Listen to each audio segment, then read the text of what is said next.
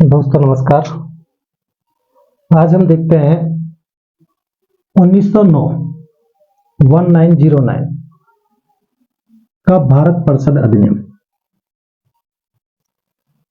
ये बहुत ही इंपॉर्टेंट अधिनियम है और इससे 1 से 2 क्वेश्चन किसी भी एग्जाम में प्री या मेंस के तौर पर पूछे जाते हैं।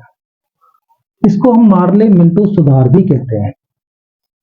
1909 के भारत परिषद अधिनियम को हम क्या बोलते हैं?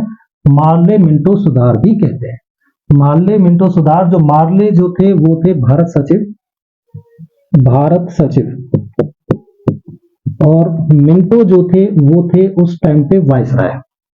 लॉर्ड मिंटो जो थे वो थे वायसराय। तो इन दोनों के नाम से ये जो अधिनियम है वो जाना जाता है। ये कभी कभी पूछ लिया जाता है क्वेश्चन। आगे देखते हैं इस एक्ट में, इस अधिनियम के तहत क्या क्या प्रावधान किए गए और इस अधिनियम ने हमारे जो विद्वान संविधान बना रहे थे उनको क्या क्या सीख प्रदान की जो संविधान बनाने के लिए प्रभावी हुई। पहला था भारतीयों को विधि निर्माण तथा प्रशासन दोनों में प्रतिनिधित्व दिया गया। भारतीयों को विधि निर्माण तथा प्रशासन दोनों में प्रतिनिधित्व दिया गया, यानी कि विधि निर्माण करना है या प्रशासन, दोनों में ही भारतीयों को शामिल कर लिया गया। ये इस अधिनियम की बहुत ही अच्छी चीज थी। दूसरा था वायसराय की जो कार्यकारिणी थी या कार्यकारी परिषद थी, उसमें पहली बार भारतीयों को शामिल किया गया। और जो पहले जो भारतीय थे जो उस कार्यकारिणी में सम्मिलित हुए वो थे सत्येंद्र प्रसाद सिन्हा। ये पहले भारतीय थे जिन्हें वायसराय की कार्यकारिणी में सम्मिलित किया गया और इनको लॉ मेंबर बनाया गया, कानून का क्षेत्र इनको दिया गया। ये काफी इंपॉर्टेंट क्वेश्चन है और बार बार एग्जाम में पूछा जाता है कि 1909 के जो भारत परिषद अधिनियम था उसके तहत वायसराय की कार्यकारिणी में किस भारतीय को पहली बार सम्मिलित किया गया था, तो वो 4 ऑप्शन दे देता है। तो आप उसमें से सत्येंद्र प्रसाद सिन्हा को टिक कर सकते हो। काफी इंपॉर्टेंट क्वेश्चन है। नेक्स्ट है परिषद के सदस्यों को बजट पर बहस करने, लोकहित के विषयों पर चर्चा करने और प्रश्न पूछने और पूरक प्रश्न पूछने का अधिकार भी दिया गया। जो परिषद के जो सदस्य थे वो बजट का डिस्कशन कर सकते थे, इस तरह की पावर्स दी। जो पब्लिक इंटरेस्ट के जो सब्जेक्ट्स थे उन पे भी वो चर्चा कर सकते थे, प्रश्न पूछ सकते थे, क्वेश्चन कर सकते थे और पूरक प्रश्न क्रॉस क्वेश्चन भी कर सकते थे। जैसे हमने पिछले उसमें देखा 1892 का जो अधिनियम था उसमें वो पूरक प्रश्न क्रॉस क्वेश्चन नहीं कर सकते थे। तो ये इस एक्ट की बहुत ही अच्छी चीज थी। नेक्स्ट था पृथक निर्वाचन के आधार पर सांप्रदायिक निर्वाचन का प्रावधान। ये इस एक्ट का बहुत ही इंपॉर्टेंट प्रावधान था जिसने आगे जाके भारत का विभाजन कर दिया और भारत जो है भारत और पाकिस्तान के रूप में अलग हो गया। भारत से पाकिस्तान को अलग कर दिया, कहने का मतलब यह है। यानी कि अंग्रेजों ने फूट डालो राज करो की नीति यहां से अपनानी स्टार्ट कर दी, कम्युनल इलेक्शन का स्टार्ट कर दिया, सांप्रदायिक निर्वाचन, पृथक निर्वाचन, सांप्रदायिक निर्वाचन। इसका पृथक का मीनिंग है कि अगर कोई मुस्लिम उम्मीदवार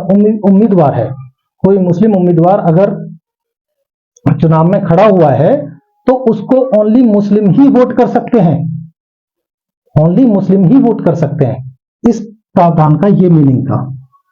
तो ये बहुत ही एक तरह से भारत को तोड़ने की अंग्रेजों की तरफ से साजिश हुई, जिसके कारण 1947 में भारत का विभाजन हुआ। फूट डालो राज करो की नीति। तो इससे हमारे जो भारतीय विद्वान थे जो संविधान निर्माण कर रहे थे उन्होंने सबसे पहली चीज क्या की, पहले तो सार्वभौमिक वयस्क मताधिकार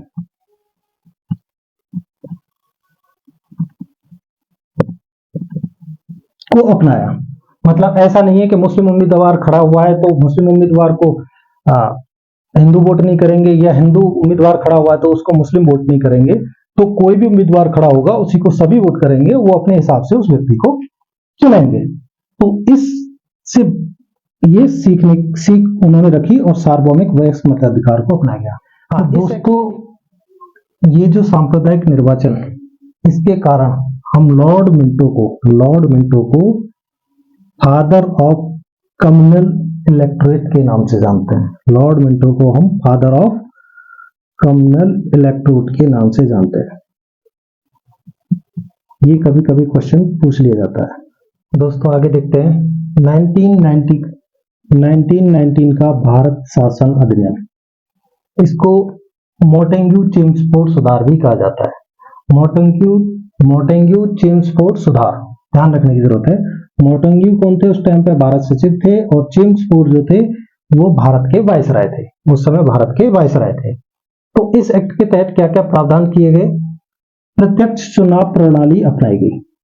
अब मतलब पहले जो चुनाव थे वो प्रत्यक्ष रूप से नहीं हो रहे थे, अब क्या है, प्रत्यक्ष रूप से चुनाव होने लगे, जैसे आज के समय में होते हैं।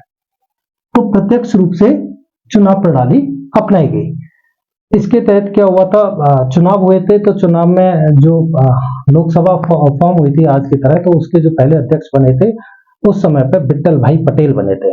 तो ये हम इस टॉपिक के बारे में आगे डिस्कशन करेंगे।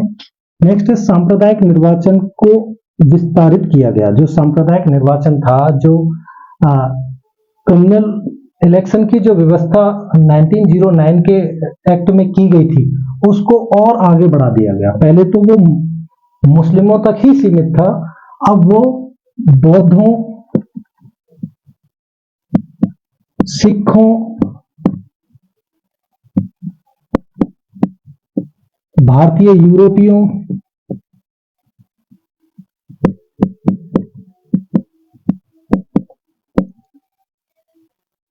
दलितों आदि के लिए वो विस्तारित कर दिया गया। कहने का मतलब है उसमें और लोगों को भी शामिल कर लिया गया।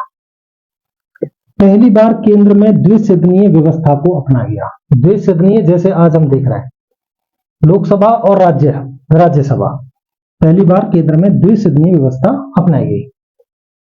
नेक्स्ट है सभी विषयों को केंद्र व प्रांतों में बांट दिया गया।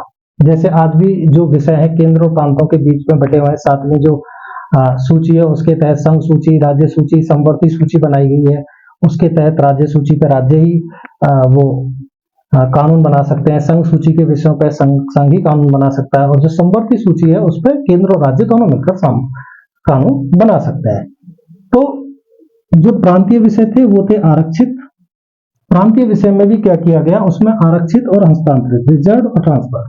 जो रिजर्व थे, जो प्रांत का जो गवर्नर था वो उनको देखता था, और ट्रांसफर इनके पास थे प्रांतीय विषय, जो वहां की जो सरकार थी, लोकली जो सरकार होती। लंदन में एक हाई कमिश्नर का ऑफिस बनाया गया। लंदन में हाई कमिश्नर का ऑफिस बनाया गया। जो आज देखते हैं जो ब्रिटेन में होता है हमारा हाई कमिश्नर होता है, राजदूत नहीं होता, तो वो प्रथा अभी तक चली आ रही है। लंदन में हाई कमिश्नर का ऑफिस बनाया गया। समीक्षा के लिए 10 वर्ष बाद आयोग का गठन। ये जो एक्ट है इसकी समीक्षा के लिए कि इसके अंदर क्या क्या हुआ, ये कहां तक सफल रहा, इसकी समीक्षा के लिए 10 वर्ष बाद एक आयोग का गठन किया जाना था, लेकिन वो आयोग 1927 में ही गठित कर दिया, जिसे हम साइमन आयोग के नाम से जानते हैं। उसके बारे में हम आगे चर्चा करेंगे। केंद्र व राज्यों का बजट अलग कर दिया गया।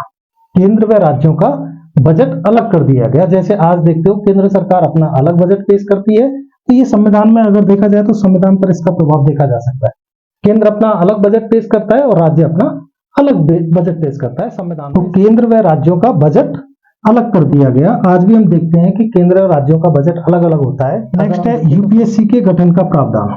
जो यूनियन पब्लिक सर्विस कमीशन आज जो देखते हो, इसके गठन का जो प्रावधान है वो उस समय इस एक्ट के तहत किया गया। और इसका अगर देखे जाए तो संविधान में, मैंने पिछली भी वीडियो में बताया, आर्टिकल 315 जो हमारे संविधान में बनाया गया है कि खुली प्रतियोगिता के तहत जो सिविल सर्विसों की, सिविल जो सेवक हैं उनकी भर्ती करता है। तो ये था 1909 का भारत शासन अधिनियम। इसमें याद करने की जो चीजें हैं, चेम्सफोर्ड सुधार है। ये चेम्सफोर्ड उस समय के वायसराय थे। पूछ लिया जाता है कभी कभी, जब 1919 का जो भारत शासन अधिनियम आया उस समय कौन से वायसराय थे, तो मोंटेग्यू वाइस थे सचिव महात्मा थे। प्रत्यक्ष चुनाव प्रणाली अपनाई गई और इसमें सांप्रदायिक निर्वाचन जो था उसको आगे बढ़ा दिया गया और केंद्र में द्विसदनीय व्यवस्था अपनाई गई। केंद्र व प्रांतों के जो विषय थे उनको आपस में बांट दिया गया। पहली बार उत्तरदायी शासन का इसमें प्रयोग किया गया।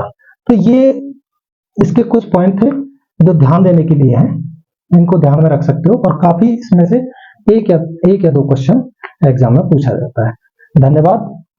नेक्स्ट वीडियो में हम देखेंगे 1935 का अधिनियम जो बहुत ही इंपॉर्टेंट है और एग्जाम में वो मेंस से रिलेटेड क्वेश्चन और प्री से रिलेटेड क्वेश्चनों के लिए काफी इंपॉर्टेंट है।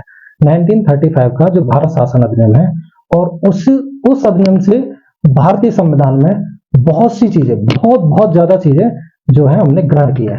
तो वो एक इंटरेस्टिंग टॉपिक रहेगा। तब तक के लिए नमस्कार, धन्यवाद।